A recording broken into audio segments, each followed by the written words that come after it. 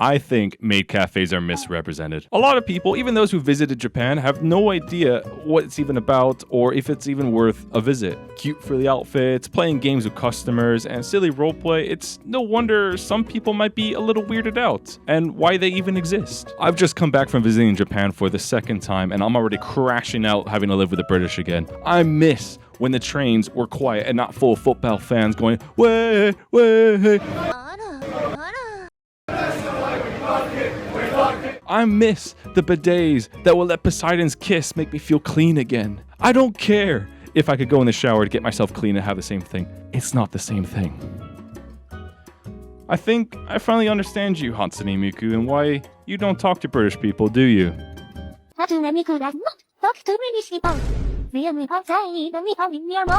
Well said, Miku. Well said.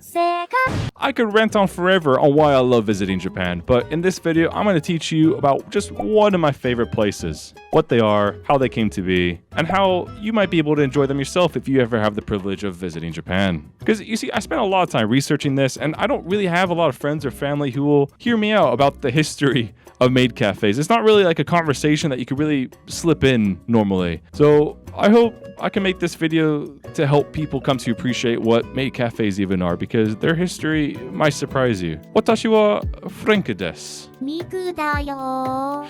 Your maids who will be serving you today. Okaeri nasaimase. Goshujin-sama. Ojo-sama.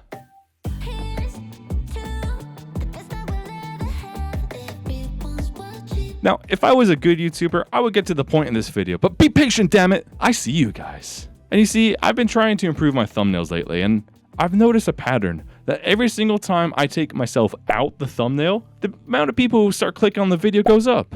Guys, what the fuck? Am I not kawaii enough for you? It's okay. I get it. If I want my videos to perform better, I think I have the perfect idea. Check this out. Then I'll just remove myself from the video. I'm a genius! And now that I have millions of people watching me, let's get started with what maid cafes are and the history behind them, because I guarantee that you have no idea. You see, if you try Googling what the very first maid cafe was, you're gonna get Cure Maid, which opened up in 2001 in Akihabara. And even though that is what modern maid cafes are as we know it, it wasn't actually technically the first maid cafe. If we want to know where it all started, where it all began, then we need to go all the way back to 1859, when a samurai of Ryo Mizuno was born. Now, this samurai Mizuno was more politician than he was a warrior, and he was known for many things, being a politician, a samurai, and an entrepreneur, as we're going to get into later. But he was most famous for one thing. You're going to Brazil!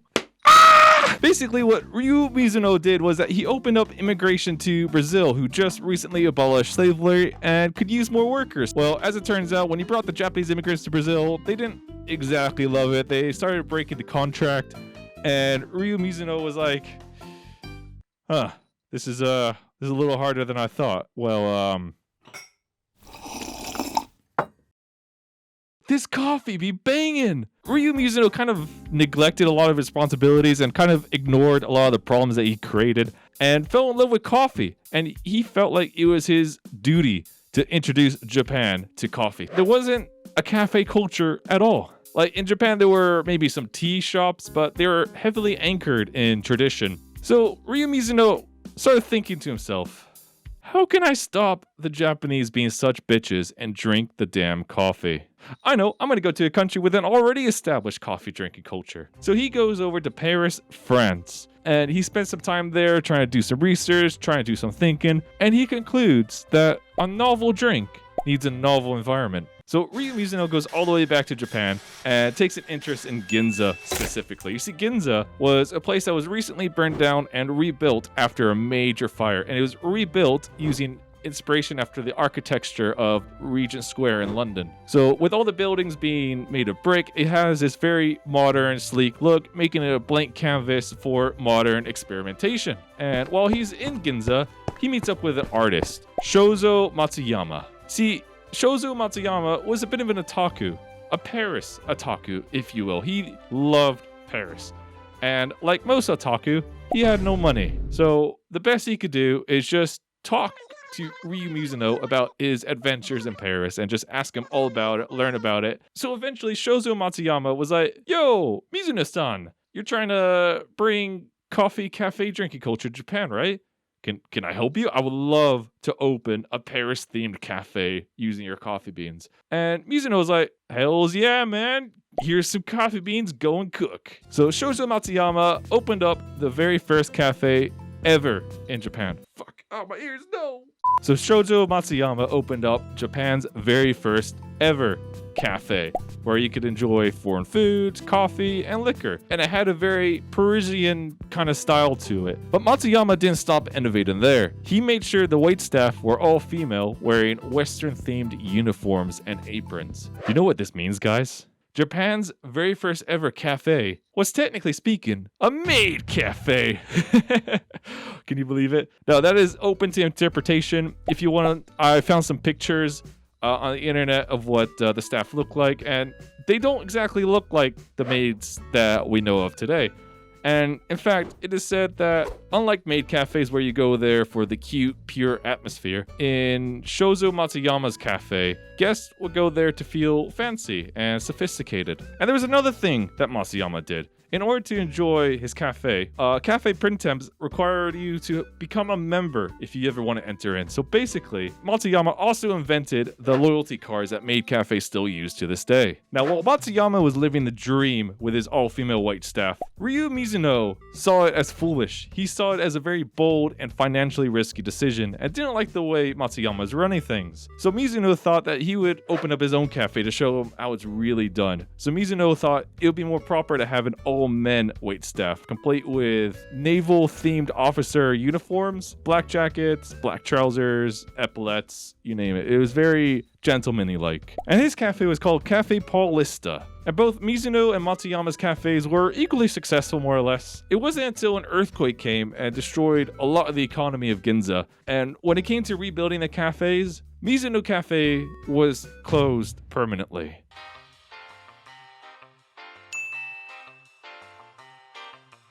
But Matsuyama had the support of the people. The Patreons were very loyal to Matsuyama's cafe. And it is said by a novelist, and I quote, "It is the waitresses of cafe printemps with their white aprons that they carry the future, compared to the boyish Admiral lookalikes." Cafe Paulista basically got roasted, man. As it turns out, the Japanese being loyal to their oshis runs deep in history. And then other cafes in Ginza started opening up and experimenting with the waitresses even further. Cafe Tiger, Cafe Leon, they all experimented and helped propagate what maids look like today. But a lot of the 20th century was overshadowed by the popularity of geishas, and it wasn't until 2001 when Cure Maid thought they would bring back the idea of maids and reinvent them for what we know them today. There was a huge boom of maid cafes in the 2000s, and then it has since spread all over Akihabara, as well as Taiwan, the United States. There's even one in Manchester, England. Now that we know where maid cafes came from and their history, what exactly are maid cafes in the modern day?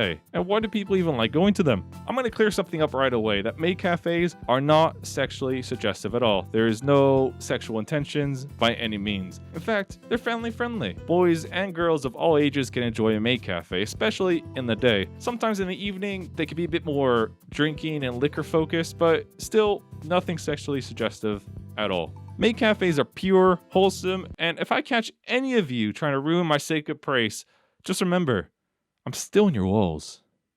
I know you're not subscribed. You piece of shit. Now, jokes aside, this tends to weird out a lot of foreigners, and I remember once taking a friend to a maid cafe, and he said, and I quote, "Everything in here is against me, and I hate the feeling of being spoiled." And you know what I say that? First of all, it's cool. You know, maid cafes really aren't for everyone, and I'm really glad that my friend gave it a chance.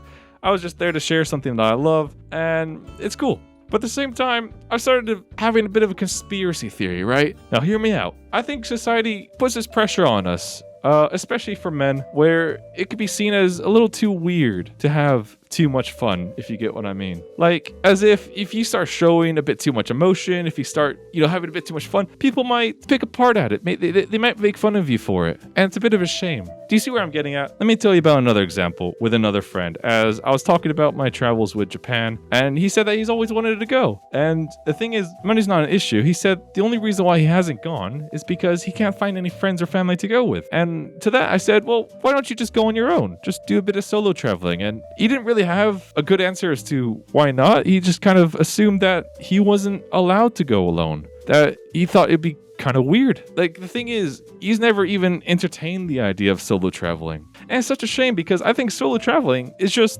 the best. I highly recommend it if you ever have the privilege, because you could go anywhere you want, anytime you want, at your own pace. You don't always have to check in with the group, and even though it's very fun to go with a group as well, I like both. It's good to have both, but everyone should try solo traveling. Everyone should be able to keep it as an option. Now, I could be making a lot of assumptions. I could be wrong. I'm just mentioning this for food for thought for the most part. I want to hear what you have to think about it as well. And I have another question. If you think maid cafes are weird, why?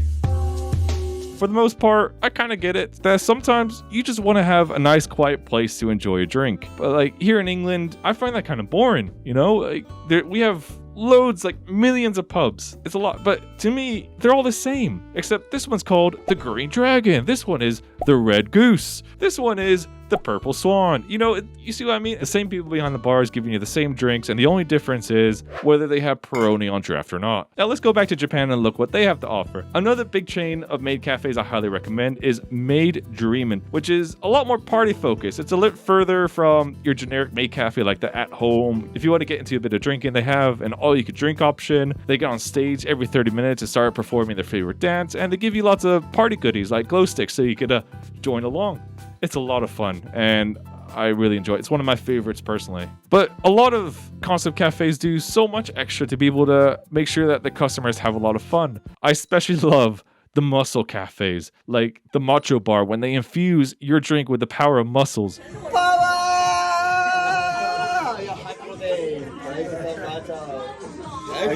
Thank you so much. Or the Muscle Girls Bar, where you could pay them all to get in a line to slap you in the face. It's gonna be hard. That's good. Is this good? That's good. All right. Right.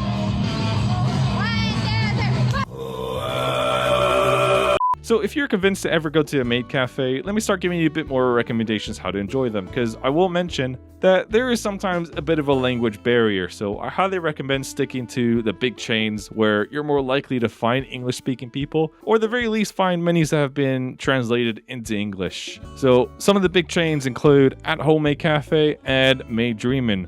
They have flagship stores in Akihabara, but you can find them all over Japan as well, and you really can't go too wrong. I still have a lot to learn when it comes to Japanese, so I often run into places where I'm talking to maids, mostly through Google Translate, but I promise you, you can still have an absolutely fantastic time. The maids really do a lot of effort to make sure everyone has such a good time, and I've made some of my best memories there. Now, I do speak some Japanese as I've been learning, and I could teach you some of the things that have really helped me out while I was over there, and maybe they could help you as well. So starting off with, Osusume wa nan desu ka? What do you recommend? Now, this is my favorite Japanese phrase to use a lot.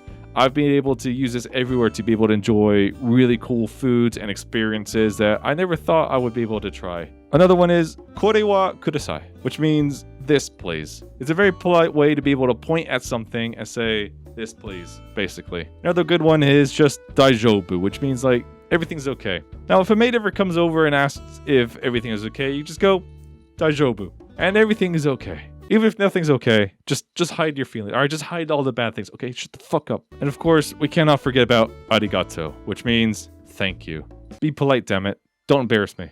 In the end, I hope this video helped you get a new appreciation for maid cafes and what they are. And at the end of the day, they're not for everyone. They're niche, but I thought the representation online was a bit extreme. There's a lot of videos that call them weird and cringe, but it's a wonderful place. It's not that dramatic. When I was in Japan, it's really nice to go there at like the end of the day. Maybe you just had a meal and you want to treat yourself to a nice little dessert. Just go to a maid cafe and have a good time. Just escaping reality, escaping from society's expectations. And to conclude this video, to my main point is just stop being a bitch about it and have some fun, will ya?